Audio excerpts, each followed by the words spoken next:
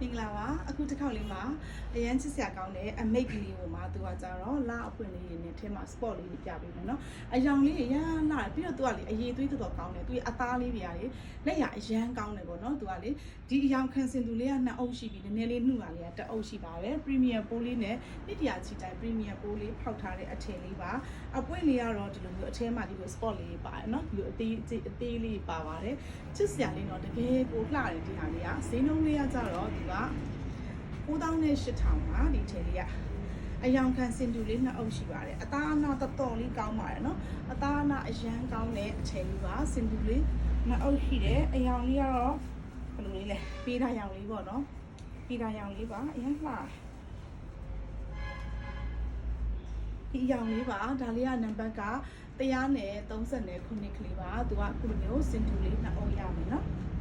ဒါမျိုးလေးစင်တူလေးနှစ်အုပ်ရှိပါတယ်